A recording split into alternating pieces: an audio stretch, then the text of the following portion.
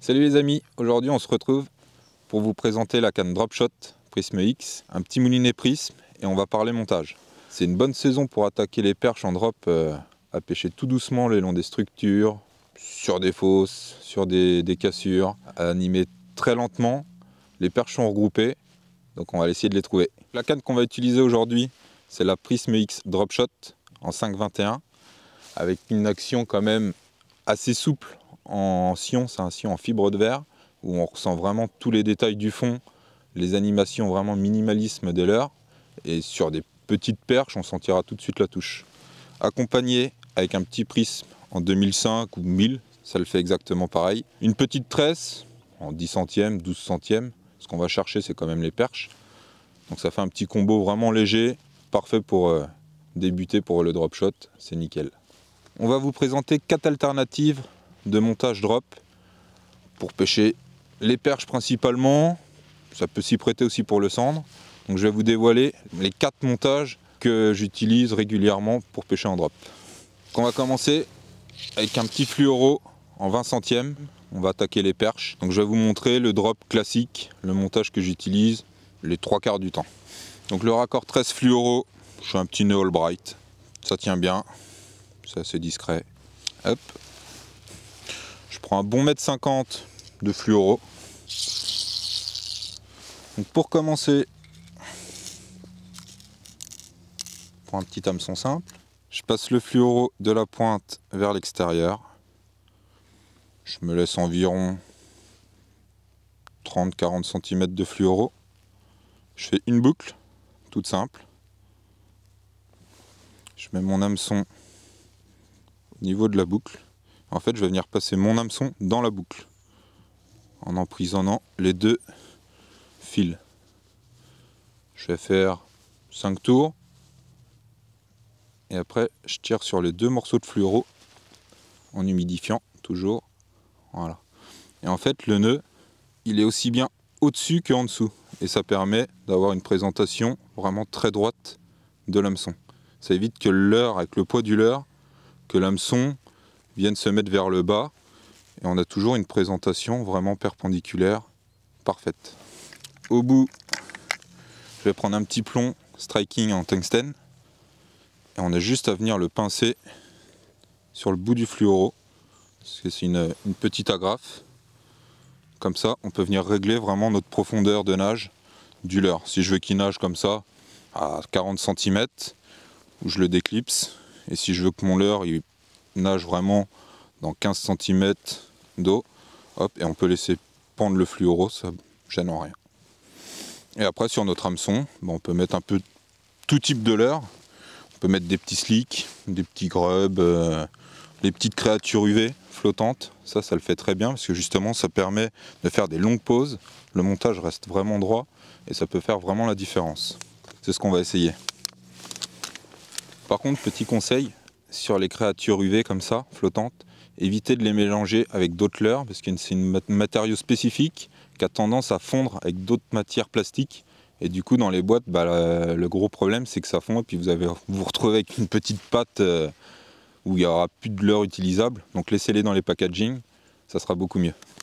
Pour stocker vos pochettes de leurre, vous avez une pochette stock binder en coque dure où vous pouvez venir clipser vos pochettes et vous avez toutes vos pochettes à plat avec tous vos types de leurre et ça prend pas de place, c'est nickel.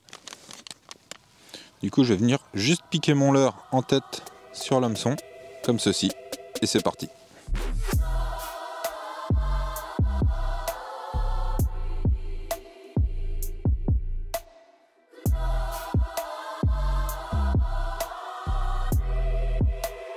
Deuxième montage que je vais vous présenter, on reste sur le même principe avec notre hameçon drop en potence, enfin sur le bas de ligne. Et au bout, au lieu de mettre un plomb, je vais mettre une TP. Comme ça fera 2 leurres et c'est ma TP avec un petit leurre souple qui fera office de lest. Donc pour ça, on fait juste un petit nœud de cuillère basique sur une TP. 5-6 tours, ça suffit largement.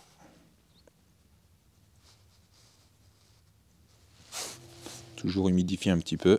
Par contre, niveau distance, ouais, c'est le désavantage de ce montage, c'est qu'on est bloqué. Donc bon, si on laisse comme ça fait Office de teaser aussi, parce qu'on peut ramener en linéaire. On peut jouer sur le fond, tout doucement. C'est un montage qui peut avoir plusieurs approches.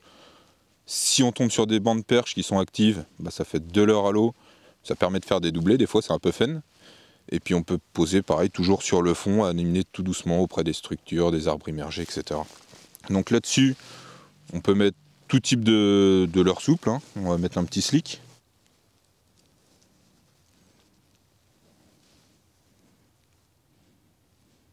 Un petit slick en bas. Et au-dessus, pour varier les combinaisons, on peut mettre un petit finesse. Comme ça, ça ne sera pas la même vibration. Une autre coloris. Et comme ça, on peut vite voir quelle vibration veulent les poissons. Et quel coloris aussi. Et comme ça, après, on met les deux teintes identiques. Et ça permet de faire le double de poisson.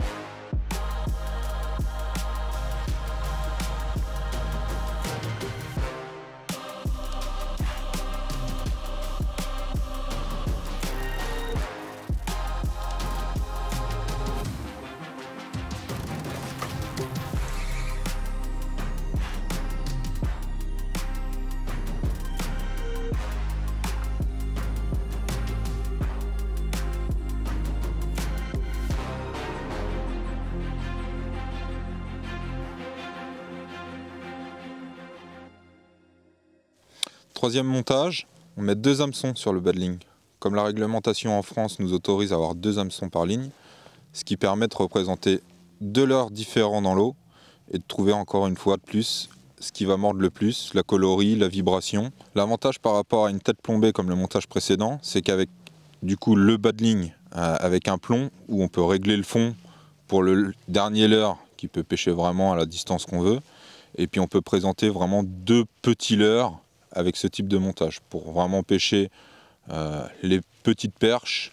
Ça peut permettre vraiment de mettre 2 petits leurres et d'animer vraiment sur des animations minimalistes. Va moins s'accrocher sur le fond aussi avec un petit plomb comme ça comparé à une TP. C'est une autre alternative et ça peut très bien fonctionner.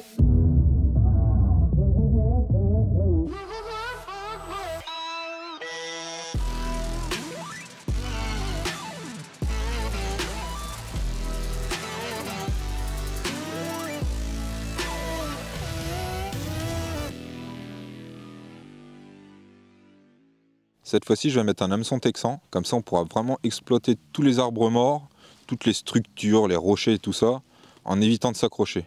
Et ça peut bien s'y pratiquer pour la perche et pour le cendre. Avec cet hameçon-là, on va faire un nœud palomar, qui sera beaucoup plus résistant que l'autre dans les obstacles. Donc là, je passe une première fois mon hameçon dans le fluoro. Je vais repasser l'extrémité dans l'œillet. Ce qui va me faire une boucle. Là, vous allez faire une boucle. Vous passez l'extrémité à l'intérieur. Vous venez repasser l'hameçon dans la dernière boucle. Et vous serrez. Et voilà, un petit plomb tungstène. Et là-dessus, on va mettre un petit slick. Finesse.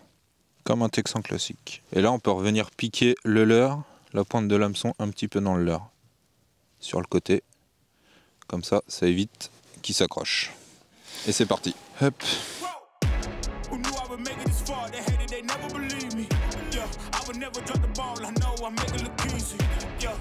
Mayweather with the defense. I don't care what a critic got to say, I got them picking up the pieces. That to me, you really playing with your life. I'm about to come and run it all back. I'm the new era, about to snap back. You ain't fitting for it, cause you all cap like. Hold up, I shoot my shot, wait, hold up. I'm really about to run this go up. You know it's all net when it go up. Ain't got no other plans, you don't need to understand. Ay, we on overtime, you don't need to understand. Ay, you just show them how to do it when you don't know what to say. Tell me how you plan to win if you plan to. Vous avez également des petites box prêtes à l'emploi où vous avez vos leurres et les montages qui sont déjà tout prêts. Vous n'avez plus qu'à les raccorder à votre tresse et ça pêche. Petit montage bonus, une fois qu'on a trouvé les perches qui sont rassemblées, un petit big gaze en terminaison. C'est pas tout à fait un drop, mais c'est plus un montage teaser et ça marche très bien. On va essayer d'en prendre tout de suite.